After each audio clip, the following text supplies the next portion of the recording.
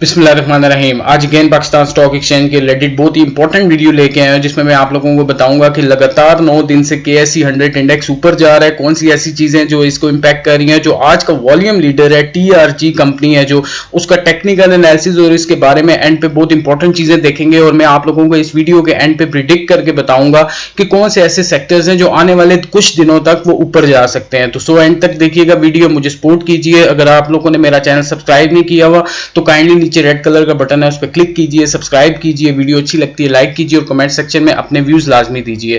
तो जल्दी से स्टार्ट करते हैं, ज्यादा टाइम नहीं लूंगा आप लोगों का। जैसा कि आप लोग देख सकते हैं पाकिस्तान स्टॉक एक्सचेंज की ऑफिशियल वेबसाइट के पे कि 321 पॉइंट्स KSE 100 इंडेक्स आज ऊपर गया है, जिसमें 0.91% KSE 100 इंडेक्स ऊपर गया है। तो आप लोगों को मैं जल्दी से मार्केट समरी की तरफ लेके चलता हूं और आप लोगों को बताता हूं कि कौन से ऐसे सेक्टर्स थे जिन्होंने पॉजिटिवली कंट्रीब्यूट किया है।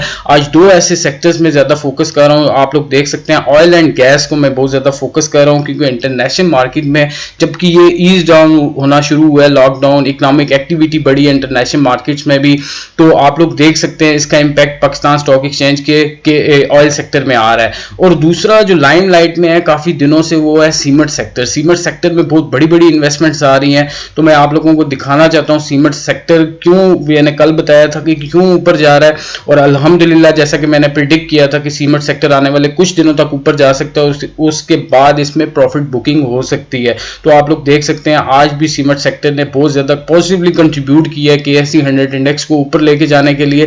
तो मैंने इससे रिलेटेड जो चीजें कल डिस्कस की थी उसी तरह ही अल्हम्दुलिल्लाह सीमेंट सेक्टर ऊपर जा रहा है। उससे पहले चलते हैं TRG से डिस्कस करने से पहले चलते हैं आप लोगों को मार्केट समरी आज की दिखाता हूं। मार्केट समरी आज की ये है कि आज 378 कंपनीज के शेयर ट्रेड हुए हैं पाकिस्तान स्टॉक एक्सचेंज में। 236 ऐसी कंपनीज थी जिनके शेयर प्राइस में इंक्रीज आया, 120 ऐसी कंपनीज थी जिनके शेयर प्राइस में डिक्रीज आया और 22 ऐसी कंपनीज थी जिनके शेयर प्राइस में कोई फ्लक्चुएशन नहीं हुई। अब बहुत सारी स्टेट बैंक के ऐसे स्टेप्स होते हैं जो बहुत ज्यादा इंपैक्ट कर रहे होते हैं इन्वेस्टर्स के सेंटीमेंट्स पे, और मैं बहुत ज्यादा फोकस करता हूं कि आप लोग समझ जाएं कि इन्वेस्टर्स के सेंटीमेंट्स कौन सी ऐसी चीजें होती हैं जिनसे इंपैक्ट हो रहे होते हैं। तो मैं इकोनॉमी को बहुत ज्यादा फोकस करता हूं, जो इकोनॉमिक फैक्टर्स होते हैं, जो इकोनॉमिक इंडिकेटर्स होते हैं किसी भी कंट्री के, वो उस कंट्री के इन्वेस्टर्स के सेंटीमेंट्स को बहुत ज्यादा डिस्टर्ब कर रहे होते हैं। तो वो आप लोगों के लिए इंपॉर्टेंट है समझना। उसके बाद जो सेंट्रल बैंक होता है किसी भी मुल्क का, वो कोई भी पॉलिसी अनाउंस करता है उसका भी इंपैक्ट KSE 100 इंडेक्स या उस कंट्री के स्टॉक एक्सचेंज पे आ रहा होता है। तो जैसा कि आप लोग देख सकते हैं कि पाकिस्तान स्टॉक एक्सचेंज में जो इंपैक्ट आया है, जो पॉजिटिव इंपैक्ट आ रहा है आज आने की, उसकी सबसे बड़ी वजह यह है कि जो इन्वेस्टर्स का सेंटीमेंट्स है वो बहुत ज्यादा मजबूत हुआ है। उसमें स्टेट बैंक ऑफ पाकिस्तान ने जो रीपेमेंट, जो प्रिंसिपल अमाउंट की रीपेमेंट करनी है कंपनीज ने वो एक्सटेंशन दे दी है उसने 30 सितंबर 2020 तक। इससे रिलीफ मिला है कंपनीज को, कंपनीज के फंडामेंटल्स बेहतर हुए हैं। अब ये चीजें आप लोगों के लिए समझना जरूरी है क्योंकि टेक्निकल्स पे बहुत ज्यादा लोग फोकस कर रहे होते हैं, लेकिन जो इन्वेस्टर्स के सेंटीमेंट्स हैं वो फंडामेंटल्स के बेहतर होने की वजह से बहुत ज्यादा इंपैक्ट हो रहे होते हैं। तो आप लोग देख सकते हैं इससे कंपनी के फंडामेंटल्स बेहतर होंगे। उसके बाद जो मार्कअप रिड्यूस हुआ है इसकी वजह से भी कंपनी के फंडामेंटल्स बेहतर होंगे। तो ये चीजें इंपैक्ट कर रही होती हैं पाकिस्तान स्टॉक एक्सचेंज की जितनी भी कंपनीज होती हैं उनके फंडामेंटल्स को बहुत ज्यादा इंपैक्ट कर रही होती है। तो आज सबसे अच्छा परफॉर्म किया है सीमेंट सेक्टर, जैसा कि मैं आप लोगों को बता चुका हूं, इसने पॉजिटिवली कंट्रीब्यूट किया है। बैंकिंग सेक्टर ने भी अगेन बहुत ज्यादा अच्छा परफॉर्म किया है। बैंकिंग सेक्टर तो हमेशा से ही लाइमलाइट में रहता है, अच्छा परफॉर्म करता है इसमें क्योंकि बहुत ज्यादा ब्लू चिप कंपनीज आती हैं, MCB है, HPL है, इस तरह की कंपनीज आती हैं। ऑयल सेक्टर की तरफ अगर बात की जाए तो इंटरनेशनल मार्केट में जो ऑयल प्राइसेस इंक्रीज हुई हैं, स्टेबिलिटी आ रही है, इकोनॉमिक एक्टिविटी इंटरनेशनल मार्केट में बढ़ती जा रही है।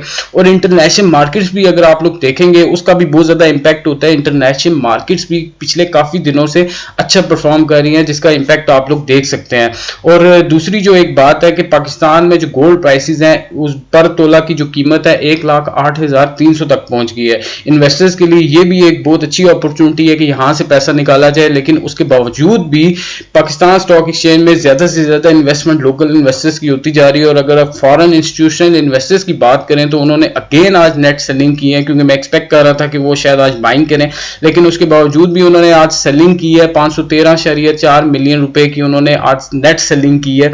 वो क्योंकि आप लोगों को मैं पिछले दिन बताता रहा हूं कि जो पॉलिटिकल अनसर्टेनिटी है, जो PTI गवर्नमेंट जो इतनी स्टेबल गवर्नमेंट नहीं समझी जा रही, तो वो किसी टाइम भी गिर सकती है, जिसकी वजह से इन्वेस्टर्स कंफ्यूज भी हैं क्योंकि पॉलिटिकली जो कोई भी कंट्री स्टेबल होती है तो उसकी स्टॉक एक्सचेंज स्टेबल होती है, उसकी कंपनीज स्टेबल होती है। उसकी वजह ये होती है कि उस गवर्नमेंट की जो पॉलिसीज होती हैं वो तसलसल के साथ चलती रहती हैं। लेट्स सपोज अगर पीटीआई की गवर्नमेंट अगर आज छोड़ के चली जाती है या गिर जाती है गवर्नमेंट या खत्म हो जाती है, तो उसकी जो पॉलिसीज होंगी वो डेफिनेटली जो नई गवर्नमेंट आएगी वो उसको खत्म कर देगी। पाकिस्तान में ये शुरू से ट्रेंड चलता हुआ आ रहा है कि जो गवर्नमेंट छोड़ के जाती है और वो अगली गवर्नमेंट उसकी पॉलिसीज को आगे चलाती नहीं है, तो इन्वेस्टर्स कंफ्यूज हो जाते हैं इनकी वजह से भी, क्योंकि अपोजिशन का काफी सारा प्रेशर आ रहा है। अभी एपीसी भी अनाउंस हुई है, ऑल पार्टीज कॉन्फ्रेंस होगी, उसकी वजह से भी गवर्नमेंट में काफी सारा प्रेशर आएगा। उसका इंपैक्ट आप लोग देखेंगे पाकिस्तान स्टॉक एक्सचेंज के KSE 100 इंडेक्स पे देखेंगे। अब जल्दी से मैं आप लोगों को पहले प्रिडिक्ट कर देता हूं कि आने वाले कुछ दिनों तक आप लोग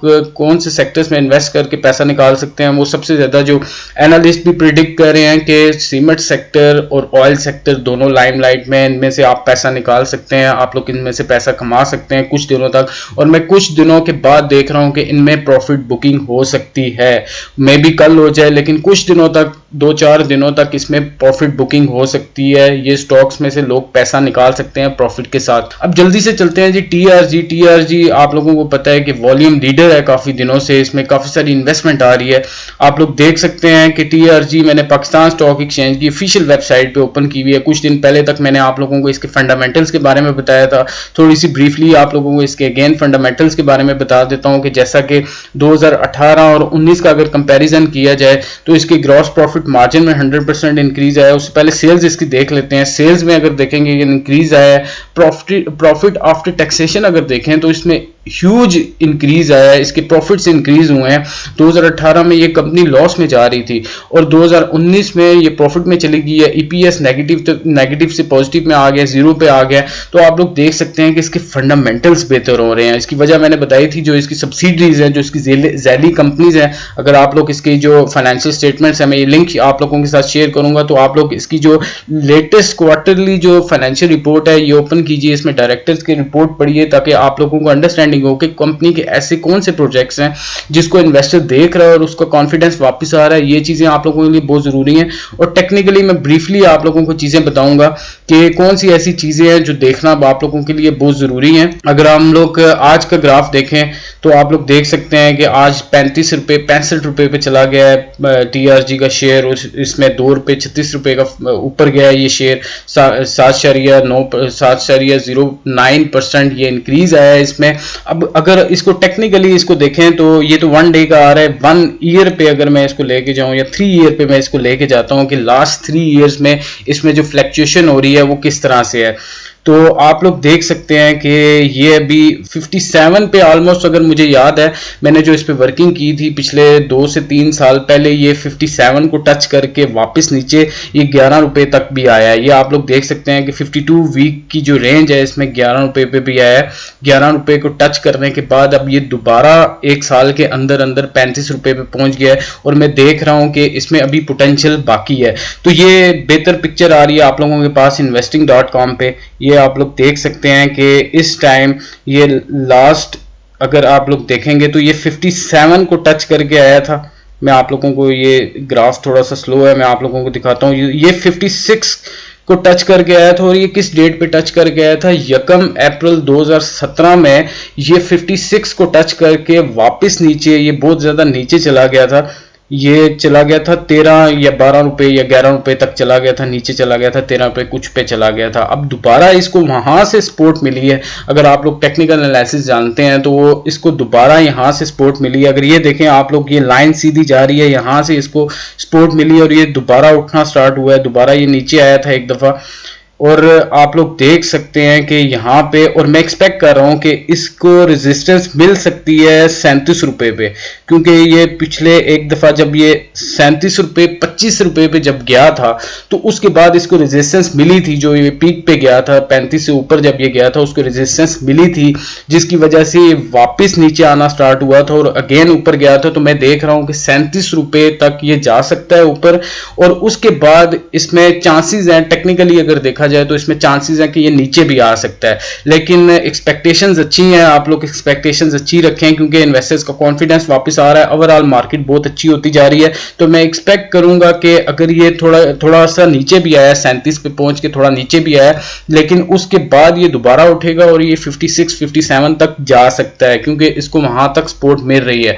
तो ये आप लोगों के लिए टेक्निकल एनालिसिस था और ये स्ट्रॉन्ग बाइंग स्टॉक समझें आप लोग, क्योंकि अभी इसमें बाइंग का पोटेंशियल है, क्योंकि ऑल्दो ये पिछले 10 दिनों से काफी ऊपर जा चुका है, इसमें प्रॉफिट बुकिंग भी हो सकती है, लेकिन ये है कि 1-2 रुपए का इसमें अभी भी मार्जिन है। ये 37 या कुछ पैसे तक ये ऊपर जा सकता है, उसके बाद ये नीचे आ सकता है। तो मैं यही प्रिडिक्ट करूंगा कि अगर आपने 1-2 रुपए का, अगर आपके ज्यादा शेयर्स बाय करते हैं कल के दिन में और 1-2 रुपए का मार्जिन आपको मिल सकता है, ये चांसेस हैं। और ये प्रिडिक्शन होती है, ये बिल्कुल ठीक नहीं होता, लेकिन ये प्रिडिक्शन है, ये ग्राफ को देख के आप लोगों को प्रिडिक्ट कर रहा हूं।